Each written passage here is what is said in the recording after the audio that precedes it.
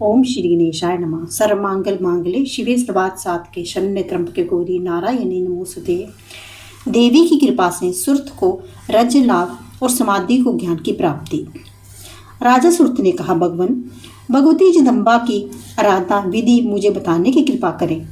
सुमेधा जी कहते हैं, राजन, मनुष्य को चाहिए कि पहले विधि पूर्वक स्नान करके पवित्र हो स्वच्छ वस्त्र धारण कर ले, सावधानी से आचमन करे, तदंतर धूली और लिपी हुई भूमि पर उत्तम आसन बिछा दे।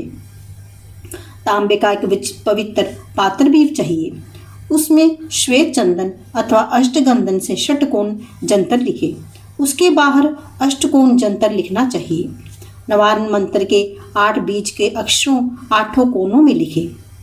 फिर वेद में बताई हुई विधि के अनुसार उस जंतर को प्राण प्रतिष्ठा होनी चाहिए। जंतर के अभाव में भगवती की धातुमयी प्रतिमा बनाने का विधान है। वेदोक्त विधि से विधिवत पूजा करने के पश्चात नवारण मंत्र का जप करें।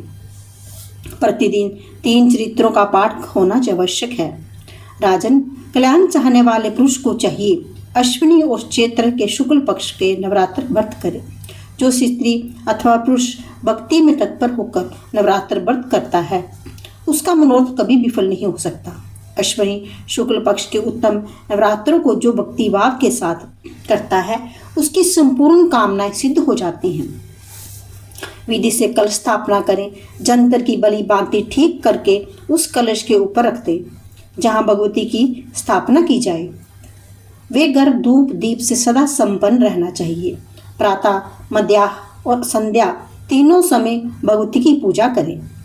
देवी चंडिका के पूजन में शक्ति के अनुसार पर्याप्त धन व्यय करें। कृपणता ना करें। अष्टमी के तथा नवमी के किसी दिन भी विधि के साथ हवन कर सकते हैं। फिर ब्राह्मणों को भोजन कराएं। नवरात्र व्रत का प्रायण 10वें दिन करना चाहिए। भक्ति निष्ठ राजा अपनी शक्ति के अनुसार धन दान करे। राजन, तुम इसी विधि के अनुसार चंडिका को आराधना करो, फिर तो तुम्हारे समस्त शत्रु परास्त हो जाएंगे और तुम सर्वोत्तम रज पा जाओगे। आदरणीय वैश्य, अब तुम भी इन्हीं भगवती महामाया की आराधना करो। ये विश्व की अधिष्ठात्री व्यासी कहते हैं। समाधि वैश्य और राजा सुरथ बड़े दुखी थे। सुमेधा मुनि की बात सुनकर उन्होंने मस्तक झुका दिया। वे दोनों व्यक्ति शांतिपूर्वक हाथ जोड़कर कहने लगे, भगवान, आपके मुखारविंद से निकली हुई वाणी ने हमें पवित्र कर दिया। मुनिवर, हम दोनों समस्त व्यक्ति संसार में अत्यंत संतप्त हैं। आपके आश्रम पे आते ही हमारा खेद दूर हो गया। आपकी श्रीमुख से देवी के नवाक्षर मंत्र हमें मिल जाना चाहिए। तदंतर व्रत में लगकर उपवास करते हुए हम लोग इस मंत्र का जप करेंगे। व्यासी कहते हैं, इस प्रकार राजा सुरथ और समाधि वैश्य की प्रार्थना करने पर मुनिवर सुमेधा ने ध्यान बीज के साथ नवाक्षर मंत्र को उन्होंने उपदेश दिया। तदंतर वे एक श्रेष्ठ नदी के तट पर चले गए और वहां उन्होंने एक निर्जन एकांत स्थान में आसन लगा लिया। वे चित्त स्थिर करके बैठ गए और शांत होकर जप में तत्पर हो गए। राजन, इस प्रकार करते हुए 1 वर्ष का समय पूरा हो गया। अब तक वे कुछ फल खा लेते थे, पर अब वे फल भी छोड़कर केवल सूखे पत्ते खाकर रहने लगे। जो सूखे पत्ते खाकर राजा सुरथ समाधि वैश्य ने 1 वर्ष तपस्या की। 2 वर्ष की अवधि समाप्त हो जाने पर एक समय स्वप्न में जब भगवती जगदम्बा के मनोहर दर्शन उन्हें प्राप्त हुए। स्वप्न में देवी के दर्शन पाकर राजा सुरथ और समाधि के मन में प्रीति का धारा उमड़ पड़ी। अब वे निर्जन रहकर तपस्या करने लगे। 3रा वर्ष तो जो ही समाप्त हो गया। कठिन तप करने पर भगवती ने राजा सुरथ और समाधि को वैश्य को प्रत्यक्ष दर्शन दिए। देवी बोली, तुम्हारे मन में जो पाने की इच्छा हो वे वर मांगो, मैं तुम्हारी तपस्या से संतुष्ट हो गई हूँ।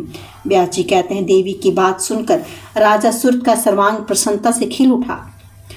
उन्होंने कहा, अब आप बलपूर्वक मेरे शत्रु का वध करके उसे मेरा रज लुटाने की कृपा कीजिए। तब देवी ने कहा, राजन, तुम अब अपने घर लौट जाओ।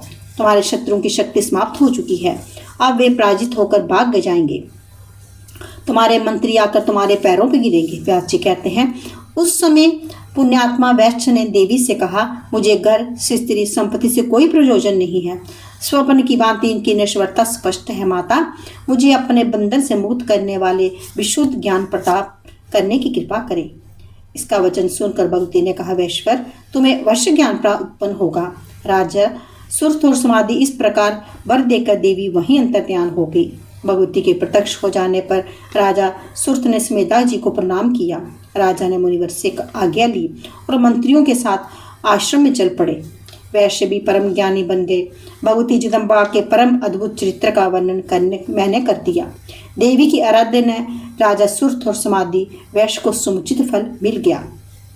श्री देवी भागवत का 5वां स्कंद समाप्त। नवः परान, चौथा विश्राम। चौथे दिन की पाठ की समाप्ति पर प्रार्थना। सुख, कल्याण, आनंद, शांति और पुष्टि प्रदान करने वाली रुद्र पत्नी देवी भगवती दुर्गा को मेरा कोटि कोटि प्रणाम। हे जगदम्बे, आप ही पक्ष शक्ति के ब्रह्मा जगत की सृष्टि करते हैं। विष्णु उसका रक्षण और पोषण करते हैं। शंकर विनाश करते हैं। हे जननी शक्ति स्वरूपा, आपके बिना वे तीनों तथा अन्य सभी देवता कुछ भी करने में असमर्थ हैं। आपकी ही शक्ति से वे अपना इष्ट स्थापित करते हैं। इस रूप में आप ही सृष्टि की कर्ता दर्ता हरता हैं। आपको मेरा कोटि कोटि प्रणाम। हे माँ, आप ही शक्ति से कुरुम तथा शेषनाग पृथ्वी को धारण किए हुए हो। आपकी कृपा ना हो तो ना धरती रहे और ना ही गगन। हे माँ, आप इस संसार बार को सचमुच आप ही संभाले हुए हो। आपको मेरा कोटि कोटि प्रणाम।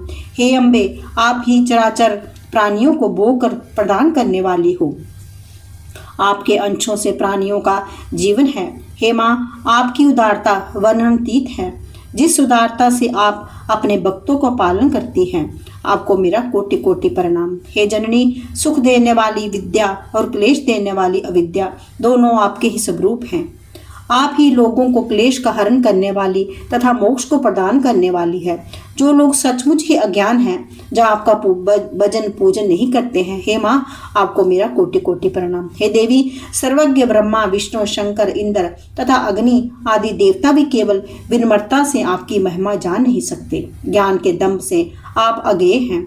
आपके दिव्य गुणों से देव, दनुज और मनुज सभी विमोहित हैं। आपको मेरा कोटि कोटि प्रणाम। हे भगवती, जोगी लोग मुक्ति प्रदात्री के रूप में हैं और विशुद्ध चित्त मुनि उत्तम ज्ञान के रूप में आपका ध्यान करते हैं। सत्य जी है कि आपके चरणों में ध्यान में मगन रहने वाले आवागमन के बंधन से सर्वदा मुक्त हो जाते हैं। उन्हें पुनः माँ के गर्भ की यातनाएं सहन नहीं करनी पड़ती। हे मोक्ष प्रदान करने वाली, आपको मेरा कोटि कोटि प्रणाम।